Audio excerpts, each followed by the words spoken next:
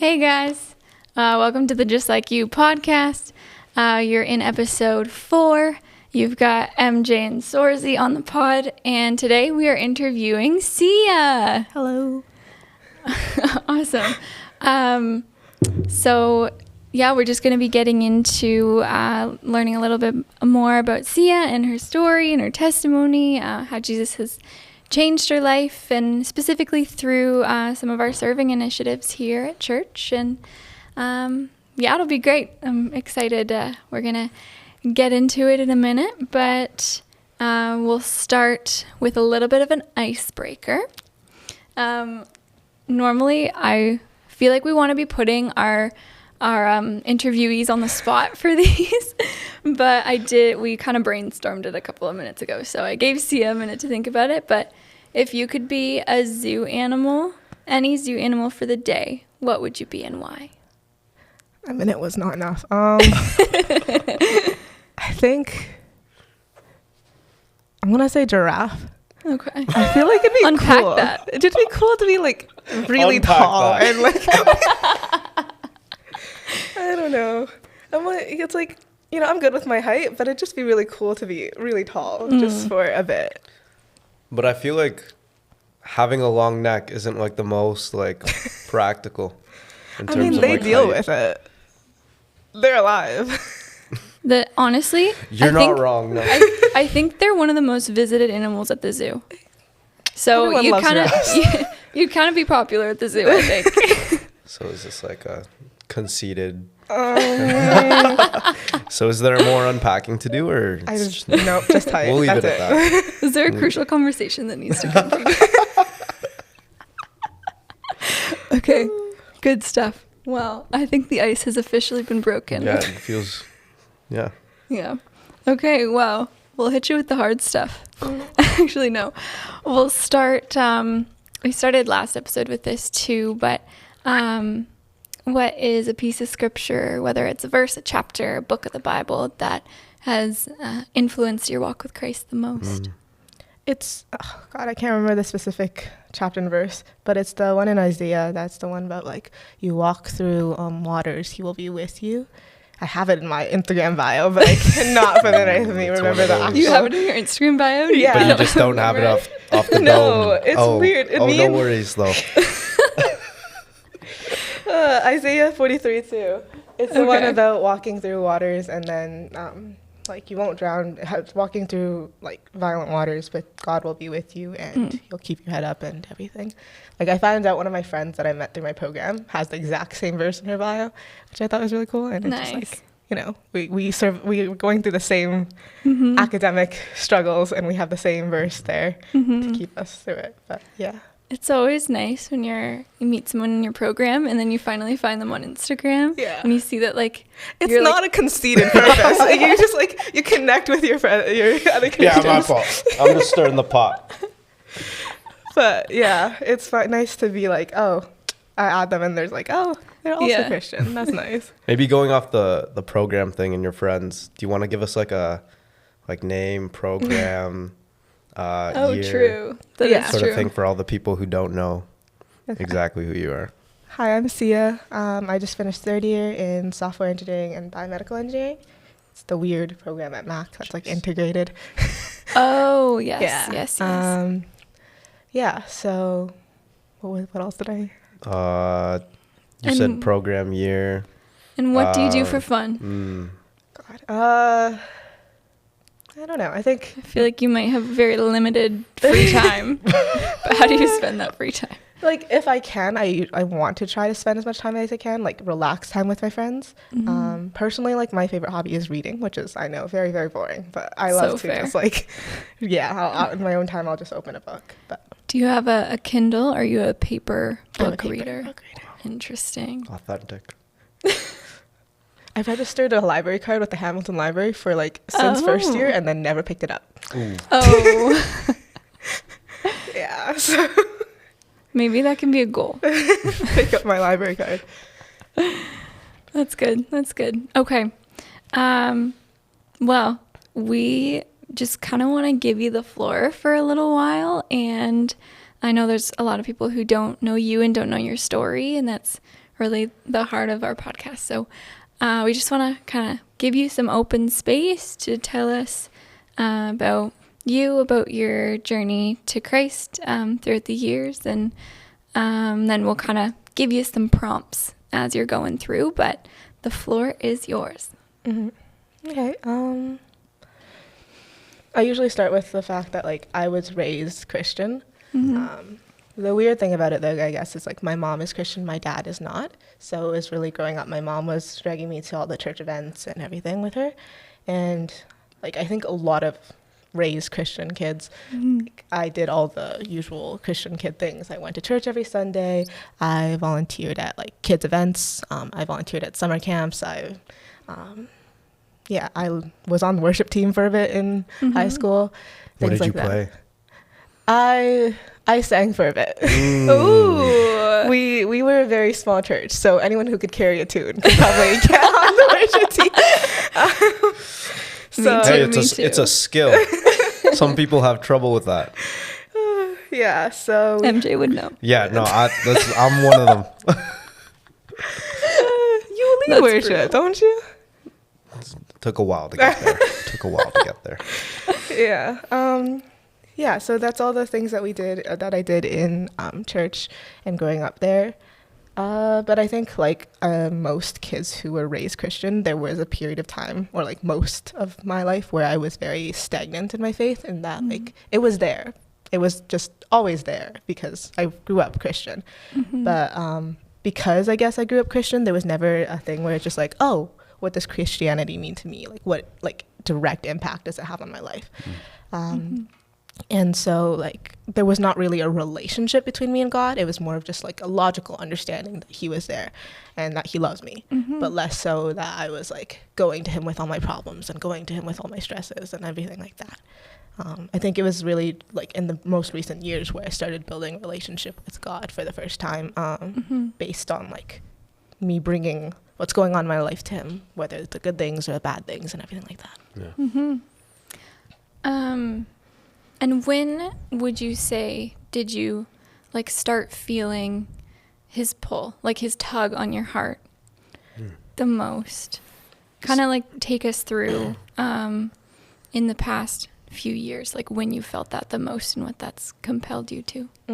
So for me, it was like first year and second year were really difficult for me because I think like with a lot of people coming out of the pandemic in their high school years, like my high school year, grade 12 year, we split our semesters into quadmesters where you did 2 classes per half semester, so that they limit the number of people in the classroom. Oh, that's interesting. It's weird.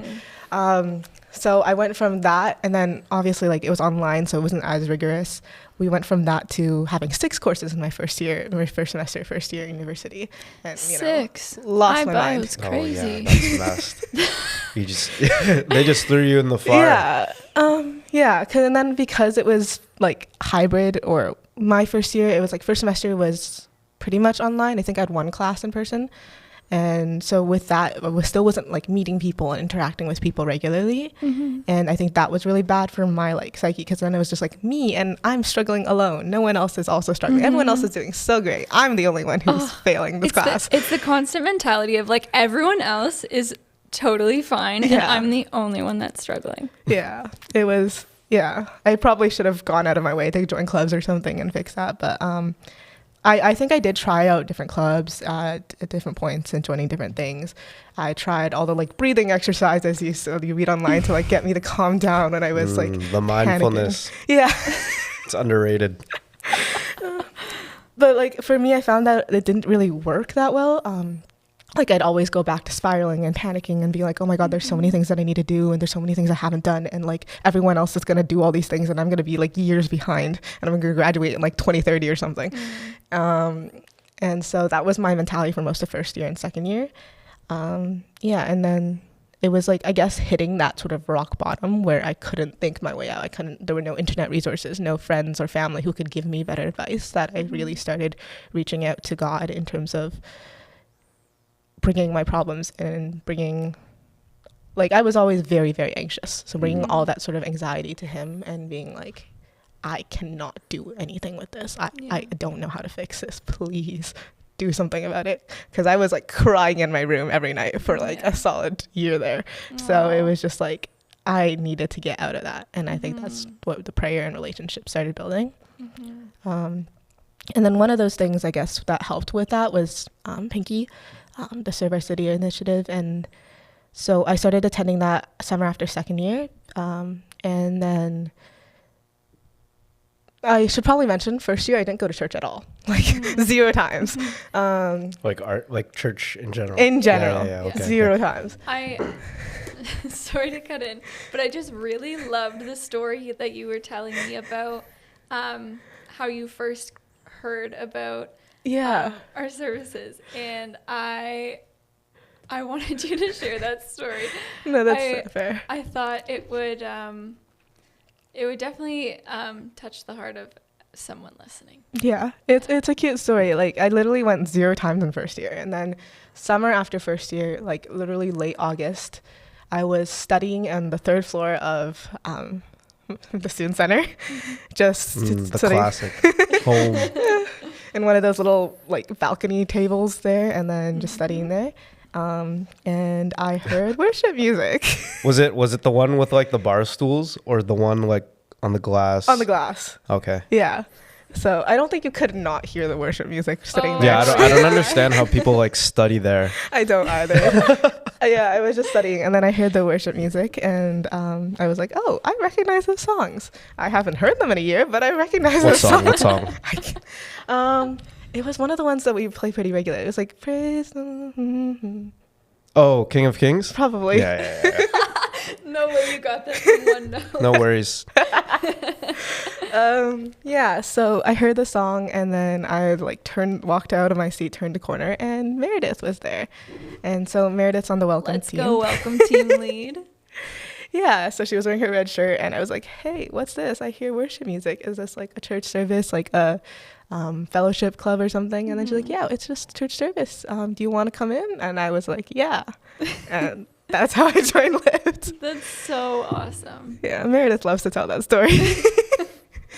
It's very nice. And that like I met Meredith that day. I joined the service, I attended the service, and then she introduced me to Sophia. And yeah, they got my number and invited me to Simple Church. Yeah. And That's then so awesome. Yeah. So that was after first year, and then I was still in that mentality of like, I need to do all these things for school, all these things for my career, all the things for blah, blah, blah, blah. And so my mind, one of the main reasons I didn't go to church in first year is like, I don't have the time, I don't have the energy, I don't have the mental capacity to do another thing. Yeah. So when I joined Meredith, like, and Sophia's Simple Church at that time, they, like the first Simple Church, I attended a couple of Simple Church meetings, and then didn't go to a lot, and then didn't go to a lot of like Lyft services either. And my attendance was very spotty. But I remember like the first time I didn't go to Huddle, which was the Simple Church meeting, Sophia texted me, was like, hey, I didn't see you tonight, how you doing, are you good? I was like, oh, that's a bit strange, and not in like any negative way, but if in high school when I didn't attend fellowship, no one would reach out, no one would be like, yo, where are you? I just not go. So I wasn't like, oh, I need to connect. I wasn't in the mindset where I need to connect with these people and tell them I wasn't coming. But the fact that she did reach out was really helpful in that, like, oh, okay, someone's gonna notice that I'm not there. And that I think really helped my attendance, I guess, get better. Like I was like, okay. And just the heart of like people like have love enough for you that they're going to they're going to share with you that like your presence was missed. Yeah. Like it helps so much for like people that are kind of on the fence about do I go to this or not? It's like, well, like will I be missed if I don't go? I feel like it's a question that goes through a lot of people's minds. And it's really beautiful that was that kind of like tugged on your heart. Yeah, I don't even know how like to describe or pinpoint what exactly about them reaching out through texts and everything, like what it made, like why it made me like go more, but it did help. And then I started going to Simple Church, still not very regularly in second year, but yeah. And then summer after second year is when I started going to Pinky. So Liz and Brianna were in my Simple Church at the time. We merged at that point with theirs. Was this the last summer?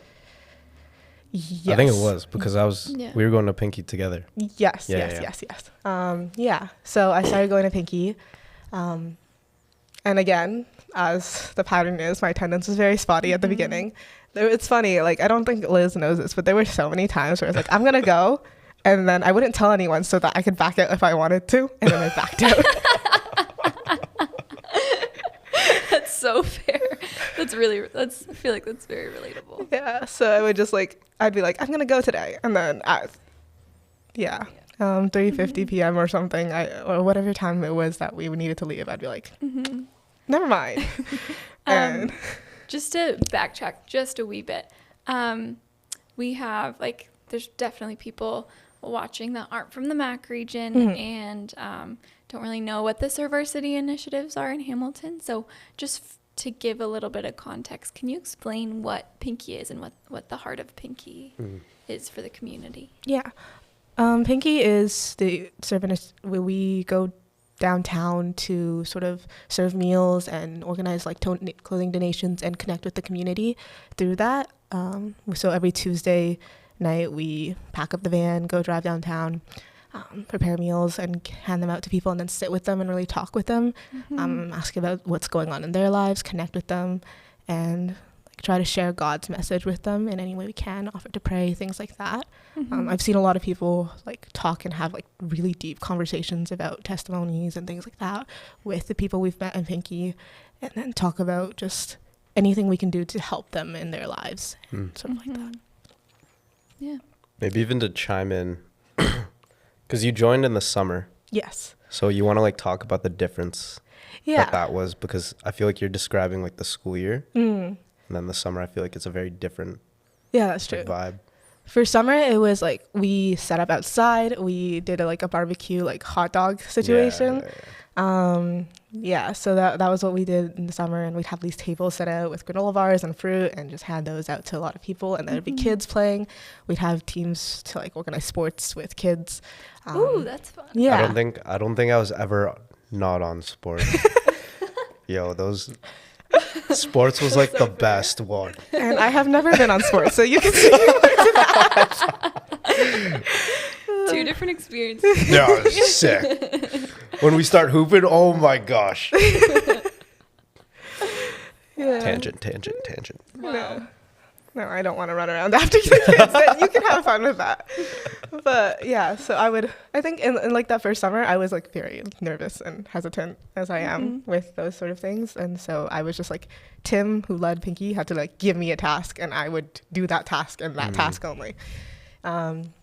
Yeah, and I'd see like Brianna or Ava talking to the people there and like having these deep conversations. I'm like, I could never.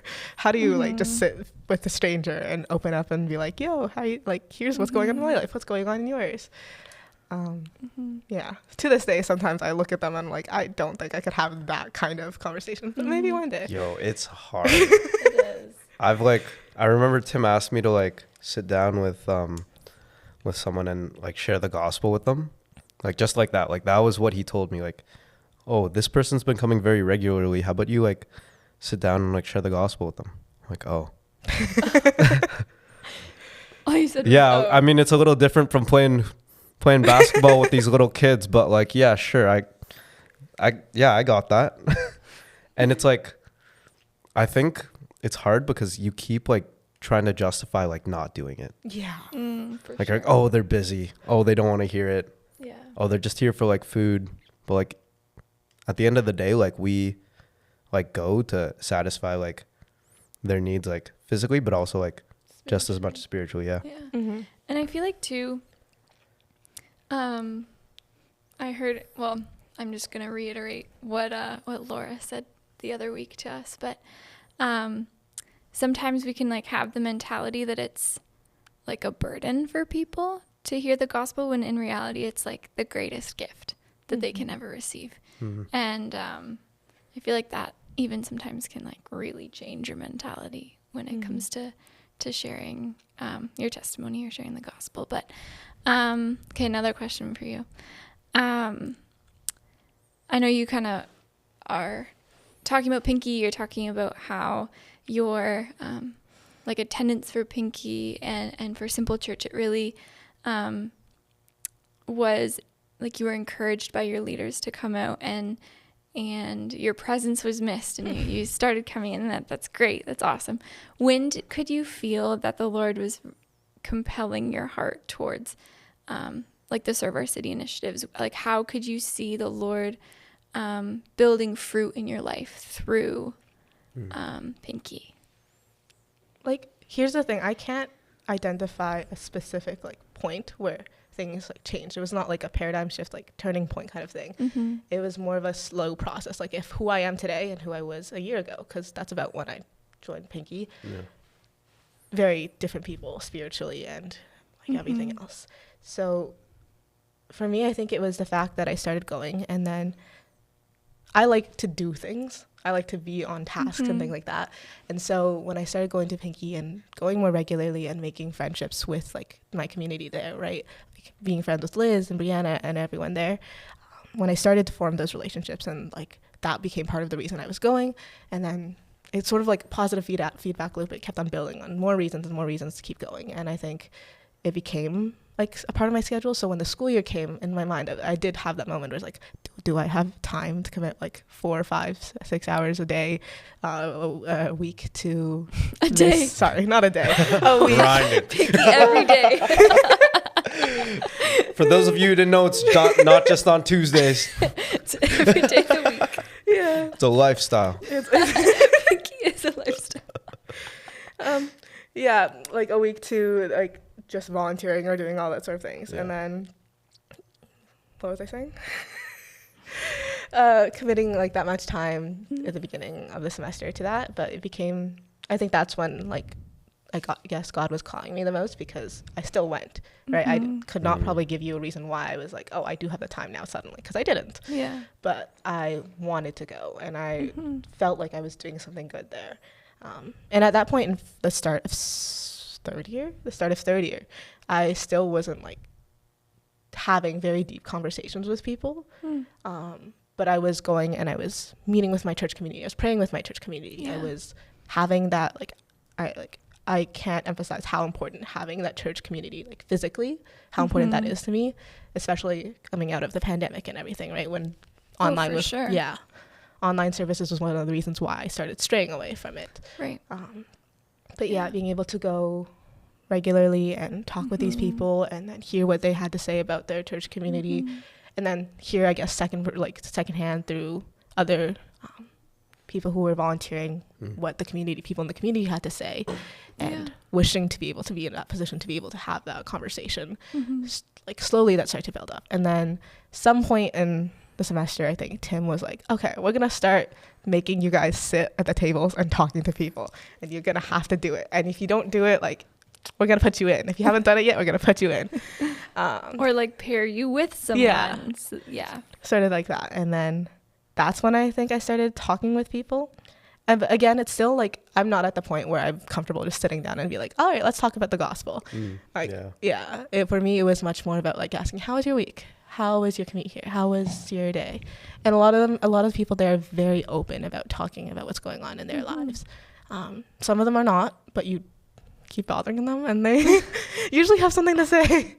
But yeah, they a lot of them really want to talk in my experience, and I've had some pretty good conversations there too. And that's what I've been hearing about Pinky is we're talking about like physical needs, spiritual needs, but also just relational needs too. Like it is a lot of people that are a bit more isolated within their own community, and just there's something to be said about being a listening ear for someone. It's like that is also being an ambassador of Christ. Like you're meeting that need of just conversation, of someone to listen, of someone to care enough to listen. I think that does show a lot. Absolutely. Yeah, I think like I was praying over that too for a period of time where just like I want to be of more help to these people. I want to be able to give the right responses, because a lot of those conversations are very like subject matter that I had never dealt with before, and experiences that I will never like come close to having. Right. So for me, it was just like, how do I properly respond to these people? How do I properly express sympathy and Right. express like these sort of emotions, because I don't know if I can actually help them physically. Right. So like I've had conversations where people talked about grieving, talked about really bad living situations and things like that. And so I know I'm incredibly privileged. I grew up with a roof over my head, food on the table, nothing like that I had to worry about. So I can't necessarily relate to those experiences. Yeah. So I was praying to like God about how can I sort of have those conversations and express that I like am sympathetic, even though I cannot necessarily relate. Yeah.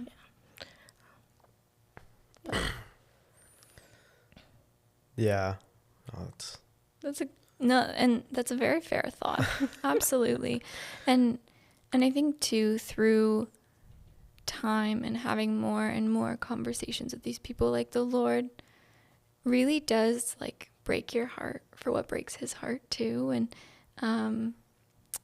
And yeah, like it's fair that you can't necessarily think of like a moment when your heart was like transformed or compelled, but like you were saying, you look back like a year from now and you're like, I'm not the same person. And like the Lord absolutely has been chipping away at your heart through Pinky, through like your walk with him this year.